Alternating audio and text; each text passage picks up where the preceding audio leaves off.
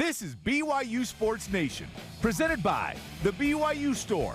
Simulcast on BYU TV and BYU Radio. Now live from Studio C, here's Spencer Linton and Jason Shepard. BYU Sports Nation is live, your day-to-day play-by-play in Studio C, presented by the BYU Store, official outfitter of BYU fans everywhere. Wednesday, July 13th, wherever and however you're connected, great to have you with us. I am Spencer Linton, teamed up alongside a man who is trying his ever so hardest to pay attention to the live television show we're doing right now, because Big 12 Media Days are happening concurrently. His name is Jason Shepard. Look, I am 100% dialed in. I'm ready to go. Look, I know that I do have an interest, and I'm sure I'm not the only one in the Big 12 Media Days and things that are going on. But look, for the next hour, okay, I'm locked in. Are you sure?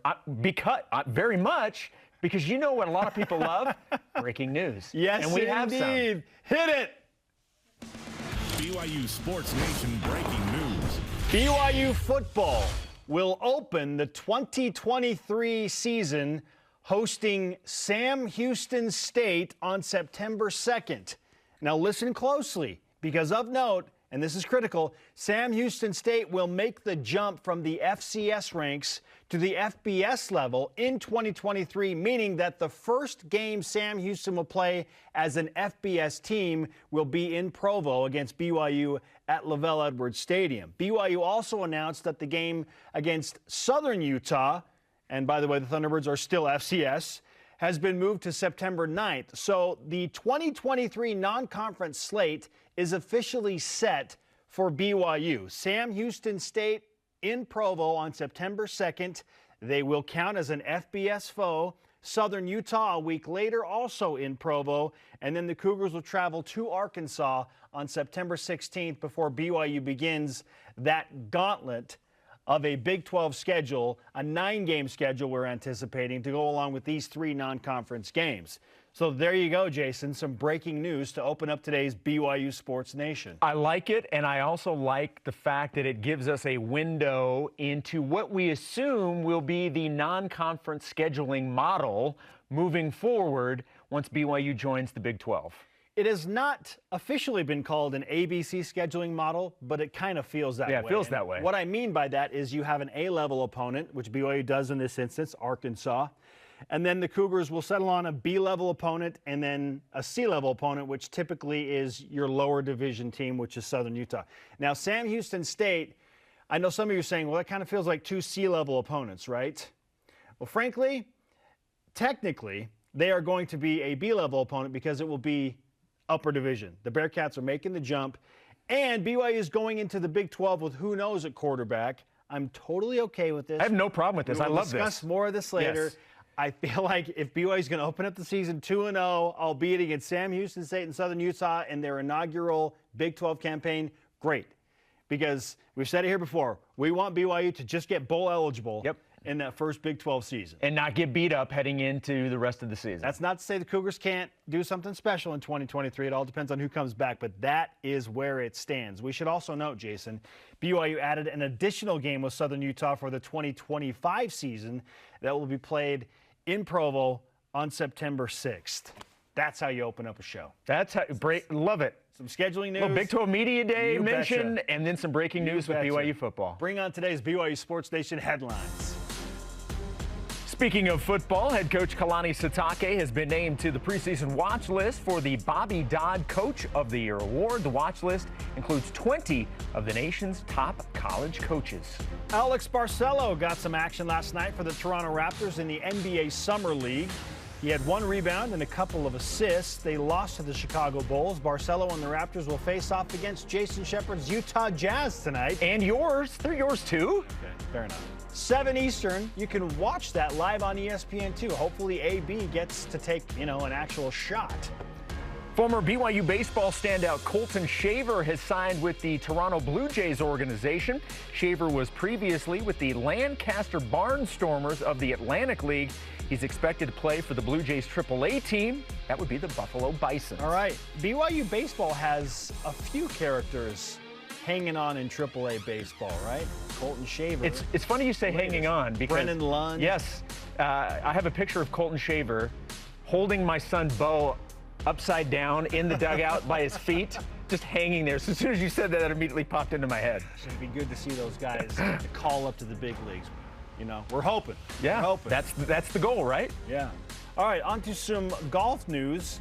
At different amateur opens, BYU senior Brock Goyen plays second in the Arizona Amateur Open, earning him a spot in the 122nd U.S. Amateur in New Jersey. How about that? That tournament will be held in August. And in Utah, sophomore Zach Jones won medalist honors at the 124th Utah Men's State Amateur after firing off his second straight 66. Not bad. Teammate David Timmons finished right behind him with a two-day total of 134. Those guys are so good on the links. All right, your show lineup also includes, because it's Big 12 Media Day, it's the guy in the heart of Big 12 country, John Kurtz. Jason, you've been following this guy for a while. Looking forward to that conversation. Yeah, he's got really good information. He does a very popular Big 12 YouTube show a couple of times a week. He does podcasts for the Big 12. Yeah. I know a lot of people know who he is. I'm excited to be able to talk to him. Be honest, he took some shots at Utah, and you were there for that too, right? Well, that's not why we had him on. If that just happens to be part of the thing, who am I to judge? We'll also get to know the foe. What do you know about Sam Houston State? We're going to have some fun with that. Some notable, distinguished alumni, right? Yes, okay, yes. Let's go. We're going to quiz each other. Yeah. It'll be fun. All rise and shout. It's time for What's Trending. You're talking about it, and so are we. It's What's Trending on BYU Sports Nation. What's Trending presented by Tim Daly Ford, part of the Tim Daly Auto Group, serving Utah since 1968. Big 12 Media Days in a big place, Jerry's World in Dallas, Texas. Yeah, right on the field. How about that? Why are we not there? I guess we're on our own field, right? We are on our field. This is not as big as Jerry World. We're on our own field. But it certainly feels big, right? Yeah, our own little cavern that we're discussing Big 12 Media Days in. Jason, quite simply, we've had a chance to hear from Brett Yormark, the new commissioner of the Big 12. Bob Bowlesby has taken the mic. This is a two-day event, and so I'm sure there will be anything and everything discussed around realignment, scheduling, all that stuff. And we'll play some of the top sound bites that have already taken place today for you during this segment. But I do need to ask you off the top, I mean, what are you hoping to learn from this? What are you hoping to learn and know after the Big 12 Media Days have wrapped up? Look, I think ultimately the only thing that I really wanted to know, and it's not something specific. I mean, if you get specifics, great, but I don't know if anybody's really anticipating anything because there's so many things in flux. But I wanted to hear the vision. I wanted to hear what Commissioner Yormark, I keep calling him Yorman. I don't know why that is. Okay. Commissioner Yormark sees for this conference moving forward. It's a guy that a lot of us didn't know anything about, and so to get him in and hear his vision, that's really what I wanted to hear. Yeah, what everybody wants to know is, are you going to add more teams? Right. Is there more realignment coming? Like, not surprising that question was asked basically first. And yeah, I want to know too. Like, I want to know all about that, but I'm not expecting to hear anything. Right. You know, I'm expecting to hear, well, we're just it's wait and see approach. In fact, with that on the mind, Jason, let's get to our first soundbite. Here is Brett Yormark on if the Big 12 is actively engaged specifically with Utah, Colorado, Arizona, and Arizona State. We're exploring all options, and we're open for business. And optionality is good, and we're vetting through all of them. I think it's fair to say I've received a lot of phone calls, a lot of interest. People understand the direction of the Big 12, and we're exploring those levels of interest. Nothing is imminent, but we're working hard to make sure that we position the Big 12 in the best possible way on a go-forward basis. Okay, that's what I wanted to know, the latest on realignment. And might I just add, Brett Yormark is a sharp dude. Sharp-dressed. He's been around in the business in several different high-level businesses, been extremely successful. And I like how he attacked it, where he said, look, there's a lot of interest in joining the Big 12. We've received a lot of phone calls. Nothing is imminent. Basically, we're just taking those phone calls, we're listening to all of them, and then we'll see what happens. Yeah, and those are all things that you would expect to hear. Sure. I think the biggest thing is, look, right out of the gate, nothing is imminent. We're not saying anything's happening right now. And look, I don't know if anybody expects anything to happen right now. Now, again, things certainly, as we've seen very recently, can change in drop of a hat. But I like the fact that right out of the gate, he's acknowledging what's out there. Mm-hmm. He's saying nothing's imminent, but we're taking phone calls and we're listening and we're going to do what's best for the conference. Yeah, I mean, it's no surprise that was the early question. And there, again, not shockingly, a number of follow-up questions surrounding the Big 12 and the Pac-12 specifically. Well, and Commissioner Yormark was asked, he just obviously talked about the fact, you're taking calls from other people. He was specifically asked if the Big 12 themselves will poach teams from the Big 12. There is not a definitive plan right now. We're exploring all options. I can assure you that given the time I've spent with our presidents, our chancellors, our athletic directors, we are a very unified group. Okay, I like to hear that. Man, you wonder just how unified they are. It feels like the Big 12 is more collectively unified than a conference like the Pac-12. Well, because USC and UCLA just left. Well, right? And because the Big 12 was where the Pac-12 is now. They were in that same boat last year. They're a year past that. They've been able to galvanize themselves, and a lot of it comes with not just adding schools, but also sort of galvanizing the rest of the group against a couple of other teams who want out. Yes. So to me, like what I take away from that last soundbite from Brett Yormark is the Big 12 is not currently worried about having any defectors. Okay? And I like to hear that because feels like everything's on the table, right? It's like, oh man, well, I hope that Oklahoma State stays after a couple of years. I hope that Baylor's bought in. I hope that TCU's bought in. They don't want to go to some other conference. But he's very, very bullish, and he uses that word later on in the soundbite that you will hear, that they are not going anywhere. And that is fantastic news for BYU fans. So the question was about, are you going to poach teams from the Pac-12? And the thing that I take from that has nothing to do with the Pac-12. It has everything to do with the Big 12 standing with a unified front and feeling confident that there are not going to be teams leaving the Big 12 for somewhere else. And I think that's important to show that confidence. Sure. That the conference is in good shape right now. Things can certainly change in terms of additions, but where they are today, they're confident and they like where they are. They like the pieces that they have to work with moving forward. And that should give everybody, not just BYU fans, but everybody that's associated with the Big 12 currently or will be soon, that should give them a lot of confidence to hear the confidence coming from the league. Well, and it goes without saying, while Brett Yormark is very confident in what group they have that currently constitutes the Big 12, everyone's got an opinion on USC and UCLA leaving, right? And the money that the Trojans and Bruins are going to receive once they get to the Big Ten and have that new media rights deal in place. Here's Brett Yormark on specifically USC and UCLA and the shockwave that brought to college football. I was excited by it in many respects because I saw there was opportunity. And I figured I'd be thrown into it a little sooner than I had thought. And as Linda said, I've been working very closely with Bob and others on defining our path forward. So I do look at it as an opportunity. As I said earlier, we're going to vet out all the possibilities and options and determine where we go. Now, this is interesting, Jason, because a lot of old school college football mentalities do not have the approach of Brett Yormark. And they're like, oh, it's ruining college football. All of these long-standing traditions, the heart of the Pac-12, the LA market, like, it's all ruined now. What did he say? I was excited by it. I see it as opportunity. He's a businessman, Jason. This is what the Big 12 wanted to go totally off the radar with their new commissioner, not somebody that's been in college football forever. And that's not saying anything against Bob Bowlesby, because we love Bob.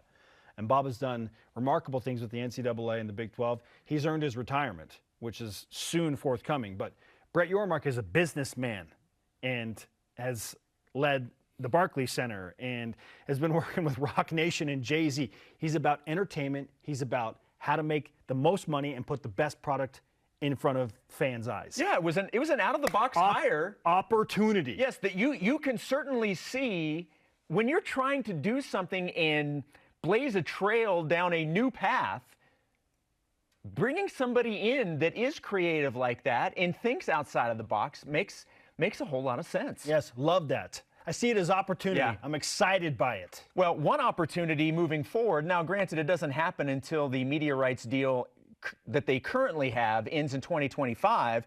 But Brett Yormark was asked about the media rights moving forward and where things stand with that. Okay.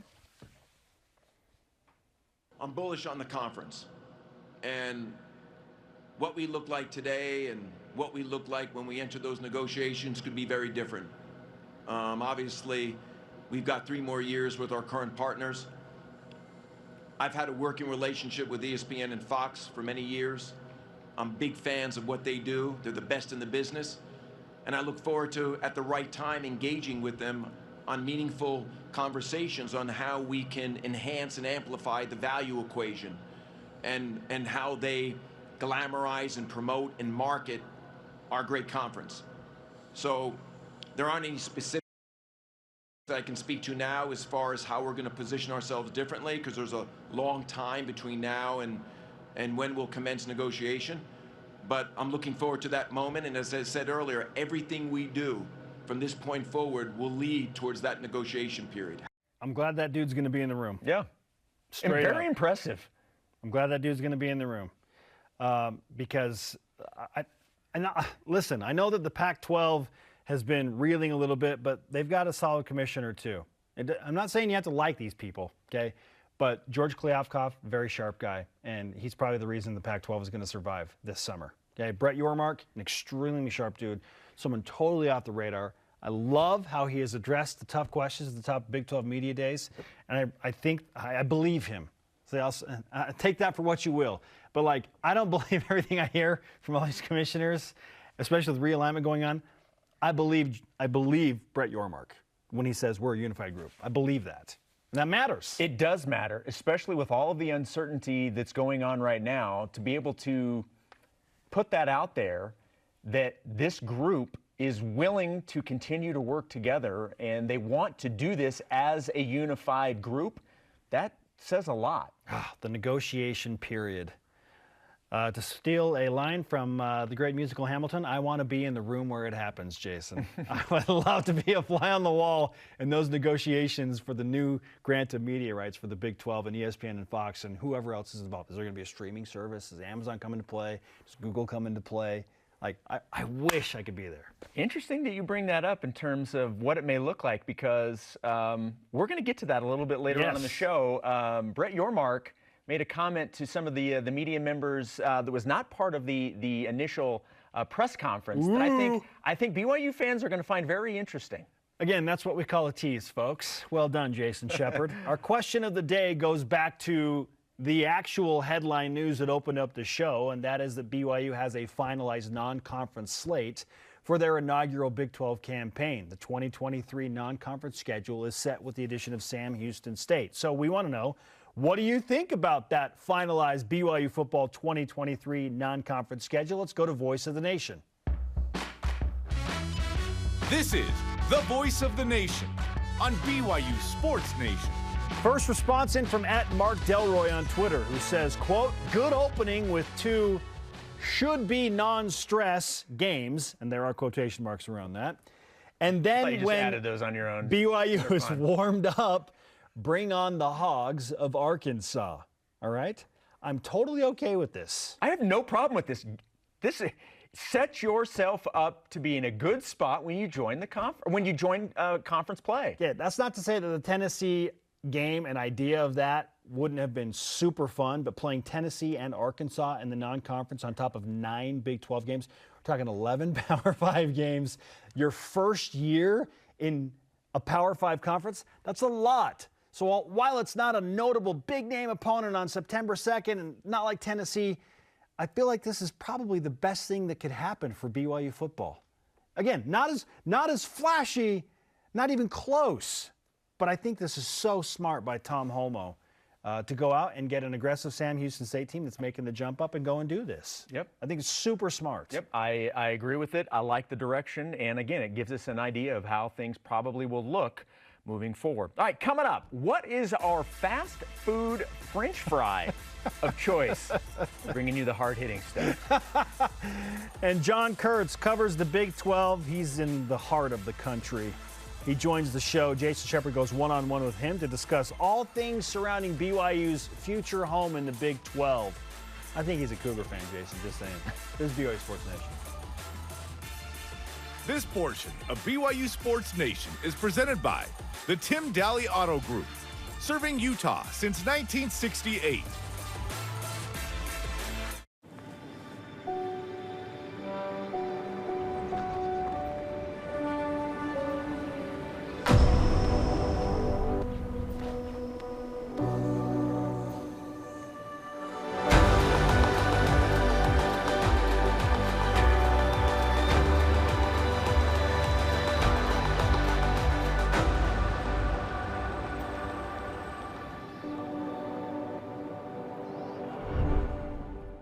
Hi, Spencer Linton here, letting you know when your company joins the BYU team as a corporate partner, your brand can be featured in sports programming on BYU TV and BYU Radio. In addition to all of the great games, you can be part of the BYU coaches shows, place your message in Countdown to Kickoff, basketball pre- and post-game shows, and each weekday on BYU Sports Nation. We invite your team to join ours and become a corporate sponsor of BYU Athletics. For details, email sponsorship@byu.edu today.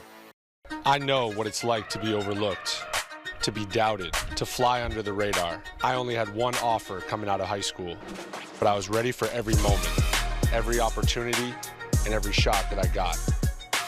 Now I'm playing professional basketball, aiming to be one of the best shooters on the planet. And I'm just getting started. Be ready for your moment with Rapid Reboot, the future of rapid recovery. Every day, I help an animal walk again. 4 different vets told me that he would never be able to walk. Here's his leg. Oh my God, so She wants to move, and this device is allowing her to do so. I just knew he would walk. Every single step, it's doing exactly what I want. You can see the trust. You can see the connection in her brain forming. Best is yet to come. It is. It's only going to get sweeter. BYU Sports Nation is presented by the BYU Store, official outfitter of BYU fans everywhere. Join us on Friday as we look back at some of the best Deep Blue stories of the year. It's the best of Deep Blue, Volume 5. That's Friday, noon Eastern on BYU TV and BYU Radio. We are live in Studio C with some of the best of BYU Sports Nation. That's probably a little bullish to steal a word from Brett Yormark. Why not? Just get it up on a best of. Okay. I'm Spencer Linton alongside Jason. You're shortchanging us today. I'm not. My apologies. I shouldn't do that. I shouldn't downplay how awesome you are, Jason. That's nothing to do with me. We're a team here, pal. Okay. Well, you did step outside of this duo dynamic, thankfully, because your buddy John Kurtz was kind enough to join you one-on-one earlier today. Yeah, I was able to talk with him a little bit ago, and John Kurtz is a guy that has covered the Big 12 for a really, really long time. A lot of different platforms, whether it's a podcast network, his YouTube channel. He's done a lot with K-State in the past, and as Spencer mentioned, I talked with him a little bit earlier today. All right, John, I know it's only a couple of hours old, and we really didn't get a ton of information, but I'm curious your early takeaways from the new commissioner, Brett Yorkman, today. Yeah, you know, we didn't get any specific comments about like, hey, I'm after X, Y, Z school, but I think that's probably to be expected, especially in a world where you don't want to tip your hand. I mean, I think back to USC, UCLA, and Texas, Oklahoma, how quiet it was. There was not a single leak, basically, until we actually found out the news that they were gone. So I think these things at the highest levels get kept pretty airtight, as amazing as that is to believe in 2022. But overall, I thought he came across as incredibly confident. I mean, honestly, played a lot to what my expectations would have been for him. Really confident, clearly has a vision of wanting to make the league like younger and hipper, which I thought was a great comment to hear. So just kind of a more dynamic product to offer there. He talked a lot about angling everything toward TV and wanting to make sure that whatever we do, we're adding value. I even listened to him a little bit after his podium press conference when he was just on with the ESPN crew, and he was evolving more on that point, talking about like, hey, I've already had conversations with the media partners about what can we do to add value. Everything is about adding value. And I think that's the right way to be thinking here. I wanted a real innovative thinker for the Big 12. I wanted somebody pretty forward thinking. And I think with his resume, it's clear that you got that, but you wanted to see it actually out in person today, and that came across, I think, loud and clear that this is a confident guy that wants to lead this league in a different direction than where it's been, frankly. I followed you for a long time. I really enjoy your content, whether it's your YouTube channel, whether it's the podcast network. I know that you've done a lot of stuff with K-State, but obviously the Big 12 in general you're very familiar with. And with you being out there in that area, I'm curious what the overall thought was from the universities involved when he was named, speaking of Brett Yorkman, when he was named the new commissioner. What was everybody's thoughts on that originally? It seemed to be pretty universally appreciated by everybody because I think most people realized the Big 12 was in a position where you needed something different. And nothing against Bob Bowlesby. I actually, I don't hold Texas, Oklahoma, everything that's happened against him as much as some do. I think he's been good for the Big 12 in a lot of ways, but he is more the old school, like longtime administrator, very kind of deadpan. This is high energy, opposite end of the spectrum. And I think that's what everybody wanted to see. And they want to see somebody with TV connections. And I think it's a great thing when you see in the release that the Big 12 put out about him being the new commissioner, you get a quote from the head of Fox Sports in there. I mean, that speaks volumes to some of the TV connections that this guy has. So I think most people really recognize that. The only dissent that I saw would be from somebody who was thinking more along the old school lines. Like, hey, we need somebody who is going to be who's been a long time college athletics administrator. But the fact of the matter is the game has changed so much in the last even 3 years that I just don't think that's the way to go anymore. It's a totally different game. It much more resembles the entertainment world or like the professional sports world, two areas where Brett Yormark has worked extensively. So I think most people, I would say like 80% of the feedback that I saw to it, most people were very, very receptive to that. And to be honest, I was a little bit surprised. I think people were kind of pleasantly surprised by what the Big 12 did in hiring him. Yeah, and I keep saying Yormark. Brett Yormark is his name. And look, you mentioned the confidence that he showed earlier today, and that stood out to me as well. And I think that speaks to certainly putting forth this aura, not just about himself, but about what he wants this conference to be. So I guess my question is, how secure should the Big 12 feel right now after going through everything it has over the last year?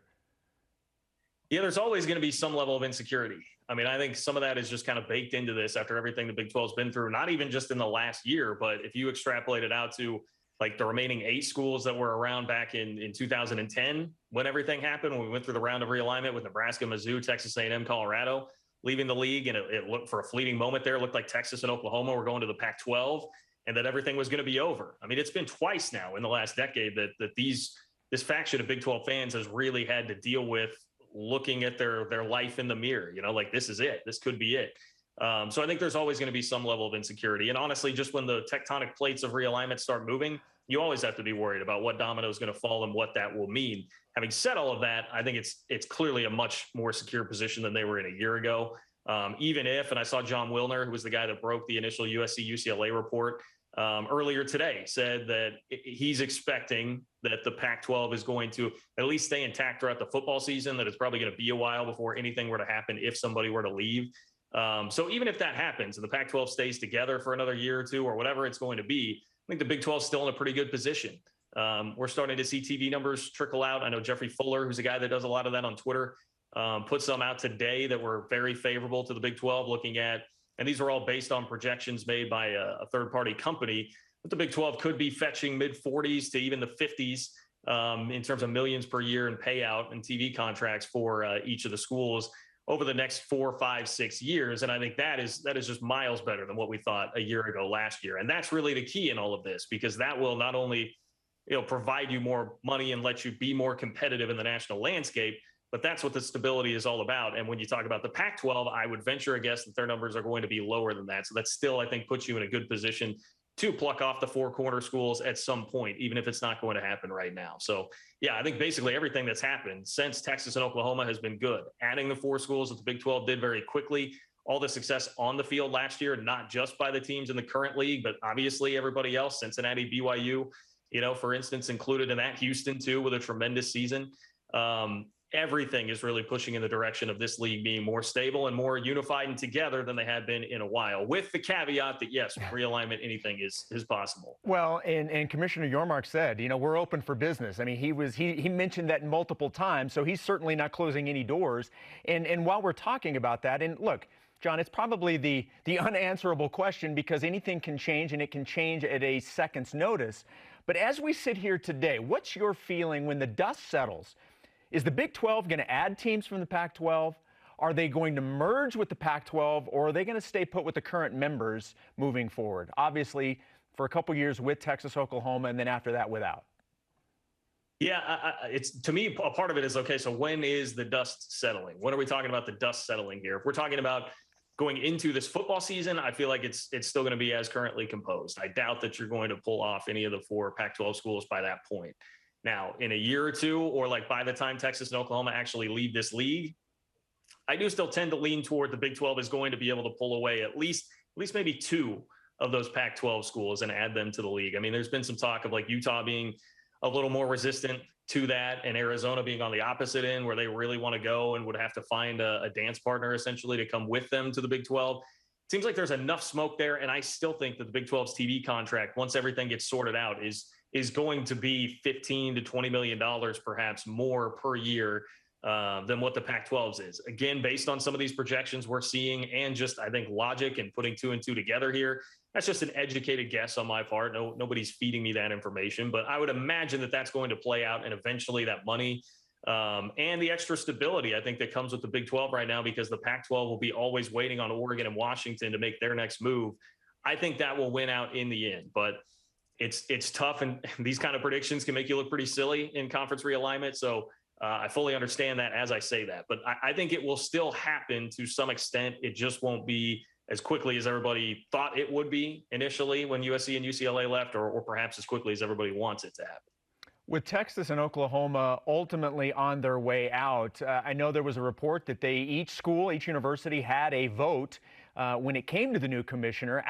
How invested are they right now? How much are they participating? How much do they want to participate? Do we even know the answers to that right now? It's a great question. There may be some that know the answers to those questions. I can't proclaim to say that I do. I thought it was interesting that they had a vote, and I get why. I mean, they are going to have this commissioner not only deal with the logistics of the league, but potentially negotiate whatever it is that they're going to negotiate to try and get out early. But it's tough for me to tell. It's tough for me to tell. And the distrust or mistrust of Texas and Oklahoma, everybody in the league comes by that very honestly. They were sitting on different committees, Texas and Oklahoma, while orchestrating this move to the SEC behind everybody's back, and made Bob Bowlesby out to look like a fool a year ago at Big 12 Media Days when he talked about the league being together and realignment probably not being a thing for a while. So it's just tough to know. I will say one thing about some of the logistics of that. We've really only seen reporting. Brian Davis from the Austin American-Statesman, I know at one point said it would probably be 2024 at the earliest that Texas leaves, and that came within the last couple of months that he put that out. But outside of that, there's really been zero reporting from anybody, even in Austin, about when the exit is going to happen, which I think is pretty telling, because a lot of people around the Texas program like to talk. There are too many cooks in the kitchen, which I think is a big problem for Texas as far as their athletic success goes. That means there's a lot of people that want to talk and feel important and spread sources. There are also a lot of great journalists in Austin. I mean, the American-Statesman is a great paper. So the fact that nothing has really gotten out, I think, means that Texas and Oklahoma have done a pretty good job of keeping a lot of that stuff under lock and key. And your best bet on that, I guess, would probably be to if you could get True Serum and some of the ADs around the league to ask them, like, how committed do you really feel like they are at this point? But I'm sure it's 1 foot in, 1 foot out kind of stuff for the most part, if I were to guess and speculate about Texas and Oklahoma. But I can't profess to know that answer for sure. John Kurtz joining us here on BYU Sports Nation, our Big 12 insider. He's got his hand in podcasting, his YouTube channel, does some play-by-play stuff, and really happy to have you on the program today. Let's focus on what this conference will look like when the new schools, obviously speaking of the 4 that were added within the last year, what are your expectations for the conference beginning a year from now when all of these teams are together? It's a 14-team league. What do you envision the conference looking like and being able to do at that point? I think it'll be awesome. I mean, I can't tell you how excited I am for a year of the 4 new schools coming in and Texas and Oklahoma still being there. perhaps some organized chaos with that and trying to figure out scheduling and, if it's going to be divisions or some pods or however they're going to manage that. I think there will be some level of chaos to that. And even, look, Texas and Oklahoma, they don't want to go play those games. It's just such a lose-lose scenario for them to go play the 4 new schools, which is why I love it. I think, make Texas go play BYU again. I'm sure they still have some nightmares about how that went in the past. Make Oklahoma go to the bounce house and play UCF.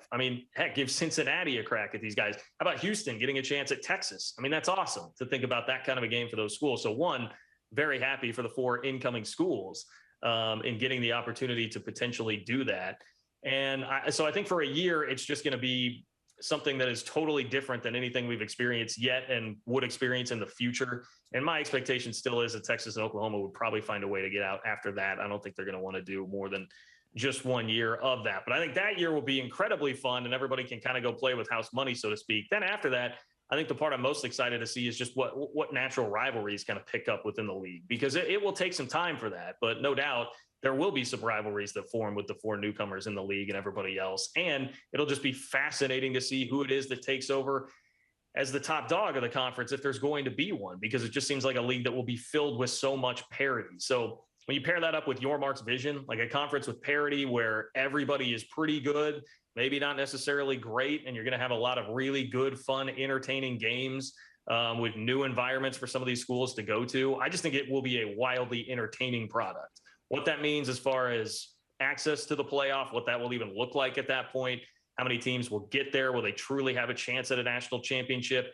I don't even know that it's fair to speculate about that at this point, but I do think this will be a league that people, like the college football fans, will find this league incredibly entertaining. I have no doubt about that. And then pair it with Yormark's vision, I think they can really emphasize some of the points of that and find different ways to really leverage that. And that's truly what I'm really excited to see. Yeah, well, it goes without saying BYU is certainly excited to be a part of it. And by all accounts, from everything you read and you hear, everybody's excited to have BYU in the Big 12. John, thank you so much for taking a few minutes. Always appreciate your time. Mentioned you have your hand in a lot of different things. For people that want to get your content, where can they find it? Yeah, well, I really appreciate you guys having me. I definitely think we are excited to have BYU in the conference, and you'll see that on my YouTube channel. Getting to about 14,000 subscribers right now, which is primarily Big 12 fans. So it's a really cool community of Big 12 fans there. And I go live on Wednesday and Sunday, and you can just see in the chat, you can converse with a lot of Big 12 fans. I think there is a lot of excitement for the Cougars to be coming into the conference there. So would definitely suggest that. My YouTube channel is just my name, JOHNKURTZ. If you want to find me on there. If you want K-State specific content, I do a podcast called 3MA on the KC Sports Network here in Kansas City, where I live. And then also you'll catch me every once in a while on a Big 12 Now and ESPN Plus broadcasts, whether that be for K-State or for the league. So I have my hand in some play-by-play, and you can follow me on Twitter, just JL Kurtz on Twitter if you want more daily content from me. Look, KC guys, nothing wrong with that. I'm a KC guy. You're a KC guy. We're both Chiefs fans. So, hey, there's nothing wrong with this conversation at all, right? Hey, okay, I didn't know that. Yeah, that's right, man. Yeah, we both we're both all about some Patrick Mahomes. Then that's right. That's right. John, great stuff. Thank you so much. Appreciate your time as always. Hey, absolutely. Thanks, guys. Take care. And the truth shall set you free. You're both Chiefs fans, and that's the whole reason you wanted to have him on the show. That is not the whole reason I wanted to have him on. Is it a fun added bonus? Yes, it is. Fair enough. Fair enough. All right, coming up, we get to know BYU football's newest foe. And I'm serious when I ask this. Is Jamal Williams going to be a top 10 fantasy football running back this season?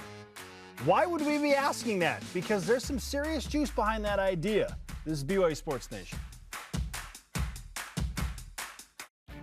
Tim Daly Ford in Spanish Fork offers a large inventory of Ford vehicles, including a selection of cars and trucks, providing a range of transportation choices.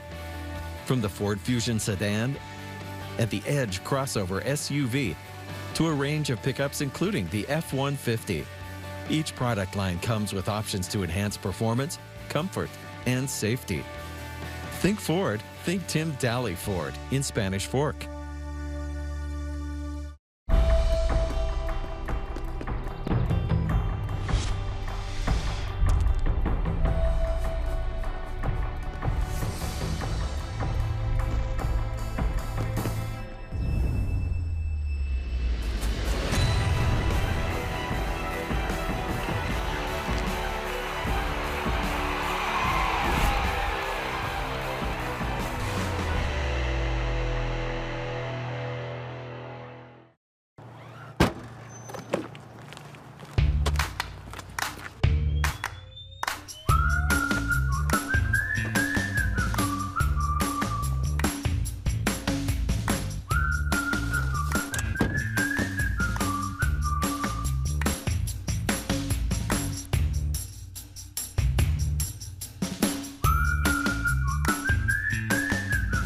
Quick crack.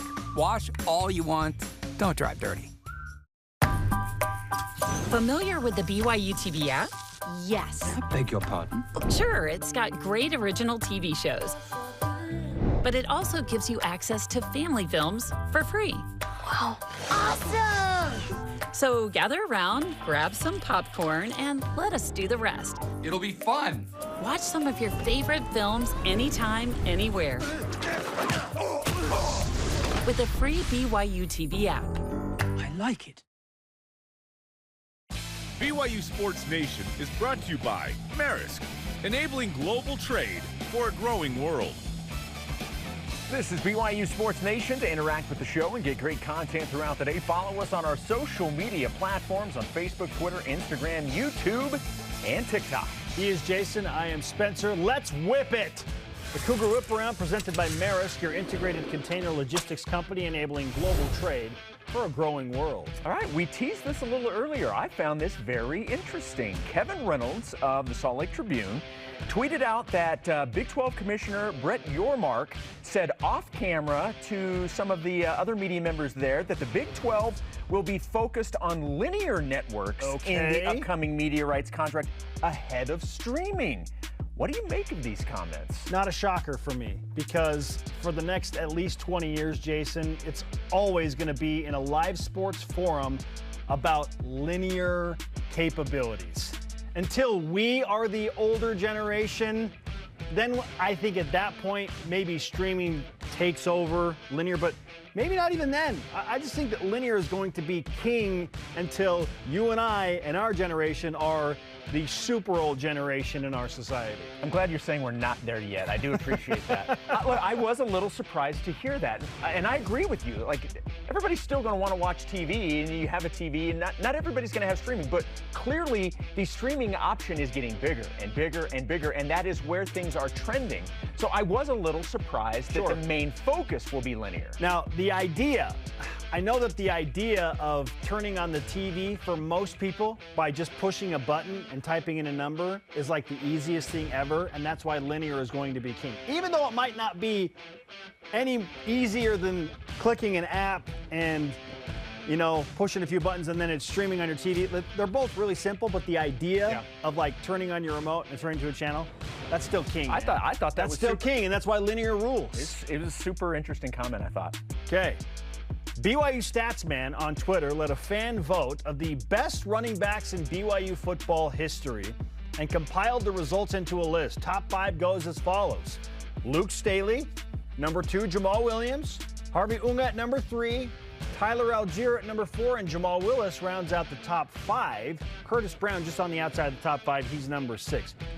What, if anything, would you change about this BYU all-time greats running backs list? That's ultimately, I don't know if I'm changing much.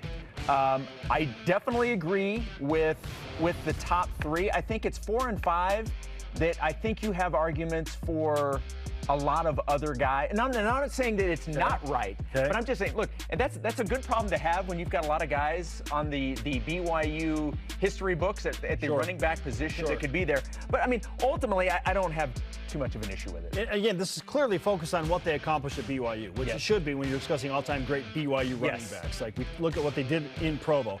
I'd only make one change in the top 5. I'd move Tyler Algier into the number 3 spot, and here's why. He broke the record, the single-season rushing record, Jason, against arguably the toughest schedule that any BYU running back has ever faced. 7 Power 5s? Come on. Like, he did it against 7 Power 5s, which is why I lean towards Tyler Algier just surpassing his mentor, Harvey Unga. But other than that, stays the same. Curtis Brown, Ronnie Jenkins, great running backs, but I don't know if they're enough to overtake Jamal Willis. Pro Football Focus, or PFF, tweeted out that, quote, this year's potential James Conner is Jamal Williams. How about that? Last year, Conner finished 5th in total fantasy points among running backs. Are you buying that Jamal Williams could be one of the top 10 fantasy running backs? If given the opportunity. Is Jamal Williams even the starting running back? Yeah, that's what we don't know.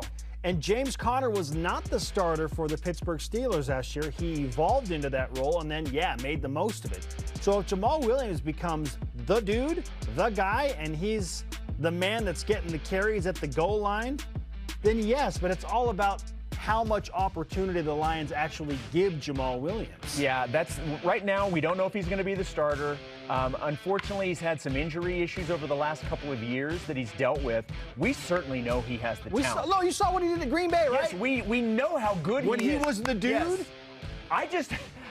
And look, I just have a hard time buying into the fact that the Detroit Lions will figure out a way to do something right. You know what I mean? It's just, they don't have a track record of figuring it out. And unfortunately, that's where he plays. If they just make him the guy, just give him an opportunity. Make him the dude. Give him the majority of the carries. Jamal Williams. I would love to see it happen. Will not disappoint. That would be great. If that happens, now we're talking about the significant fantasy football running back. All right, let's get to the real important question. Okay. Today is National French Fry Day, which begs the question, which fast food restaurant produces the best French fries? You're not a big French fry guy. No, I am. I just don't eat them a whole lot. Look, at the end of the day, I don't think that you can go away from McDonald's. Just straight up McDonald's. Straight up McDonald's. Better than In-N-Out, better than Carl's Jr., better than Arby's, better than Wendy's. The only one that comes close to me is Wendy's. The upgraded sea salt fries super good. Are really, really good. But I'm not going to complicate this. I'm going with the McDonald's fries. Okay, I'm going to go a little off the radar here. Like, don't you dare go something that's not fast food, because that changes my answer. No. Okay. It's not. It's absolutely fast food. It's curly fries, Jason, at Arby's. Seasoned curly fries at Arby's by far are the best fries in the fast food business. They're good, but I just want salt. That's all I want out of my fry. Curly fries. I just want salt. I'm never disappointed in curly fries, ever. And they're let's be honest, they're fun to play with too. All right, coming up, a rise and shout out to the new commish. And no, we're not talking about Michael Chiklis. Nice. If you know, you know. Plus, how much do you really know about Sam Houston State? We're going to put our knowledge to the test next on BYU Sports Nation. And BYU made such a difference in our lives, I think really helped mold us as to who we are. And so when we had that opportunity and came back to Boise and found out there was an active chapter, we thought, okay, that's something that I can really get behind and get involved in. We want to promote the BYU experience all over the region. We want people who leave BYU to still stay connected.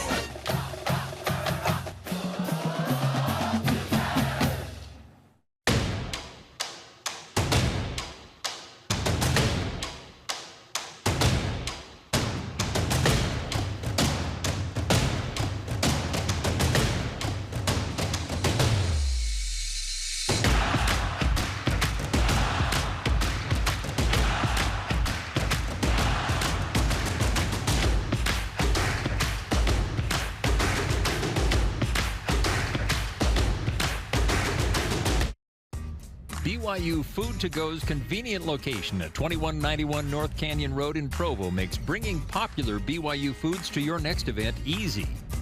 Everything's ready when you need it at the drive and load pickup. You drive in and they load no matter the weather. And stop in the on-site creamery for great BYU chocolate milk and ice cream.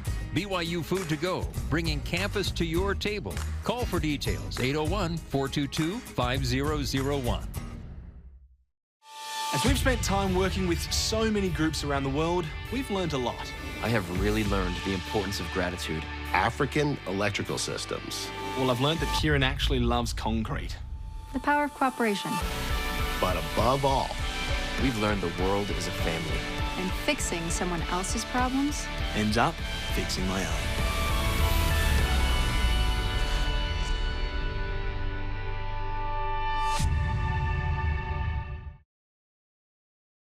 BYU Sports Nation is presented by the BYU Store, official outfitter of BYU fans everywhere.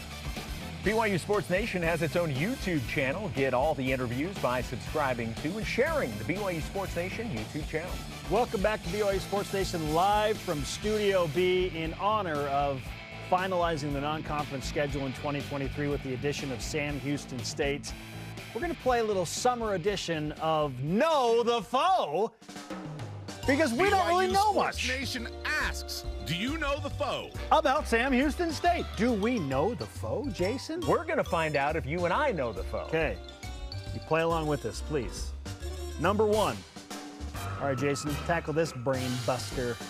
Which future Big 12 conference mate shares the same mascot as Sam Houston State? Okay. Baylor, Kansas State, Texas Tech, or Cincinnati? Are they the Bears? They're the Bears. Wildcats? They're the Bears. The Red Raiders or the Bearcats? They share it with Baylor. They're the Bears. Close. It's the Bearcats. You didn't let me finish. Cats.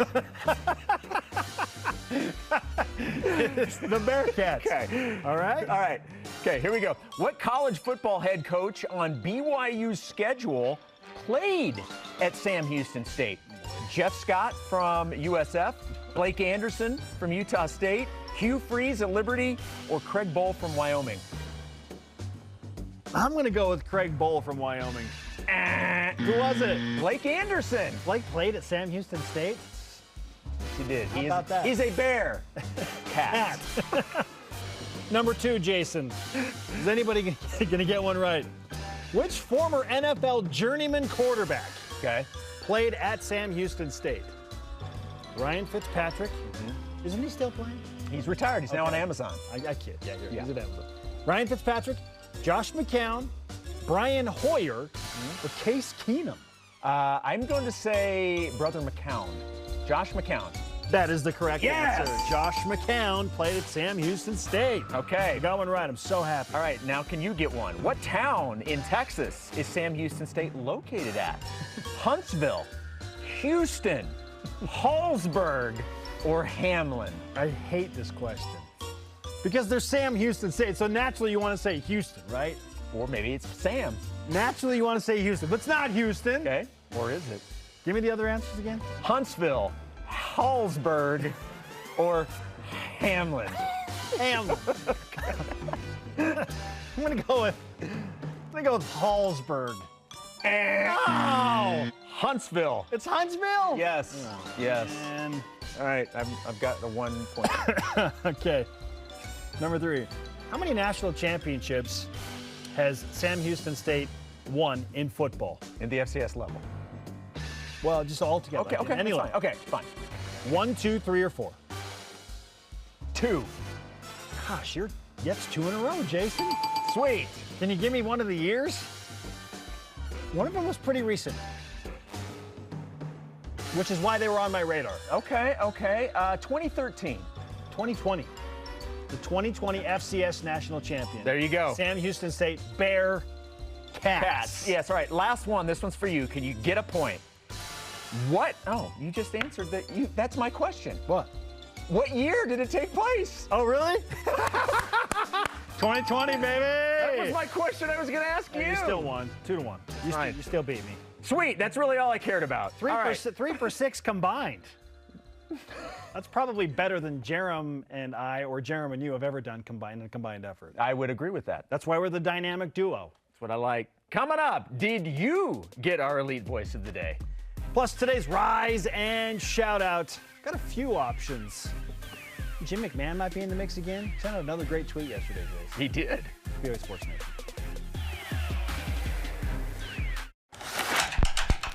Professor Rock here. The Food Nanny.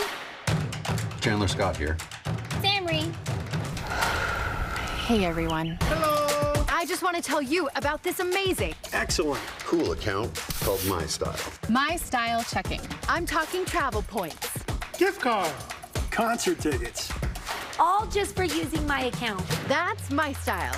So check it out. Give it a shot. Open your My Style Checking account today. Introducing the truck for adventure. The all-new 2022 Nissan Frontier doesn't compromise on power or comfort. This midsize truck was redesigned to incorporate the latest technology and designs for safety, comfort, and convenience. Plus, with up to 6,700 pounds of towing capacity and best-in-class horsepower, it's rugged enough for adventure and still safe enough to transport all your favorite people. Where's your new frontier? You'll find it at Tim Daly Nissan Southtown and South Jordan. Gather the family for a midweek pick-me-up with an all-new lineup Wednesdays on BYU TV. Is that cool? Is that okay? You want inspiring? Yeah, we got that. Fun? Definitely. And surprising? Well, you'll just have to find out. Enjoy a marathon of good works to lift and inspire you for the rest of your week. See it all Wednesdays on BYU TV or anytime on the free app. Uh-oh. Do you not know their groom's name? I missed it on our first date, and it's way too late to ask. Whenever you experience something funny, the first thing you want to do is like share it with your loved ones. Seeing that comedy like helped us through things, like we want to use that to help other people in a way. We had one kid whose make-a-wish was to come to Studio C. It made me be like, these goofy sketches mean a lot to people.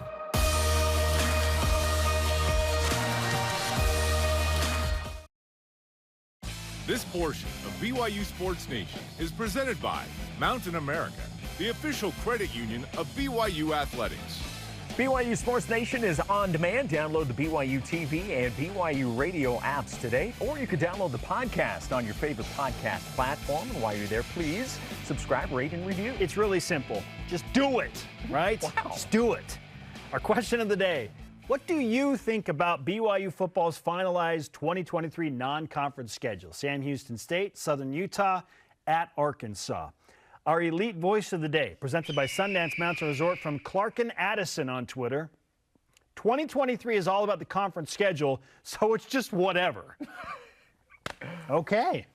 Really, that's the elite tweet? We don't decide these, by the way. No, we have nothing to do with who gets the elite tweet. Behind the scenes. That's the power that they wield. But apparently that was viewed as elite enough. Whatever. Look, I like it. Me too. I like the fact that you're not going to overextend yourself before conference play begins. Give me 12 Power Fives. Give me Tennessee and Bama and Arkansas, and then a 9-game Big 12 schedule. Today's Rise and Shout-Out, Jason, presented by Mountain America, the official credit union of BYU Athletics. Let's go 2 for 1, shall we? Yeah. Brett Yormark, super sharp guy. And then, did you see the Jim McMahon tweet? Yeah, Jim McMahon tweeted out BYU better than, and then just left it open. I love that he's back in. Love it. He's back with BYU, right? He's great. He's BYU on graduate. board. So good to have him here a few weeks ago. All right, our thanks to today's guest, John Kurtz, a Chiefs fan with Jason. Conversation continues 24/7 on Twitter, Instagram, and Facebook. For Jason, I'm Spencer. Shout out to Bryce Doman. We'll see you tomorrow on BYU Sports Nation. Go Cougs.